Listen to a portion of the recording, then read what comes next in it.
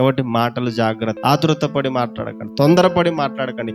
అయ్యయ్యో అని నాలుక ఖర్చుకో. ఏమండి పోయిందండి, నేను ఆ మాట అనకూడదండి, నేను ఆ మాట అనకుండా ఉండింటే బాగుంటుండే అని అన్న తర్వాత నాలుక ఖర్చుకోకూడదు. నువ్వు మాట్లాడేటప్పుడు ఆలోచించి మాట్లాడు. ఆ మాట ఇతరులకు ప్రయోజనకరంగా ఉంటుందా? ఆ మాట మనిషిని ఏమైనా నొప్పిస్తుందా? మనిషికి ఏమైనా సంతోషాన్ని ఇస్తుందా? మనిషికి ఒక మంచి మెసేజ్ ఇస్తుందా? నా పదం, నా మాట, నా నోటి నుండి వచ్చేటువంటి వాక్కు అవతల వ్యక్తికి ఉపయోగకరంగా ఉంటుందా అనేటువంటి ఆలోచన ధోరణితోనే నీ మాట ఒకరికి నష్టాన్ని తీసుకొని రా. నీ మాట ఒకరికి కష్టాన్ని తెచ్చిపెట్టేదిగా ఉండకూడదు. నీ మాట ఇద్దరి మధ్య తగాదాన్ని సృష్టించేదిగా ఉండకూడదు. నీ మాట ఏమండి ఉప్పు వేసినట్టుగా ఉండాలి. కొంతమంది అంటుంటారు, ఏమంటారు తెలుసా? ఏమండి కాలు జారితే తీసుకోవచ్చు అంట, వెనక్కి నోరు జారితే తీసుకోలేరు అని అంటారు. కాబట్టి ప్రభునందు ప్రియమైన దేవుని వల్ల ఆతురతపడి మాట్లాడేటువంటి వాడిని చూచితివా?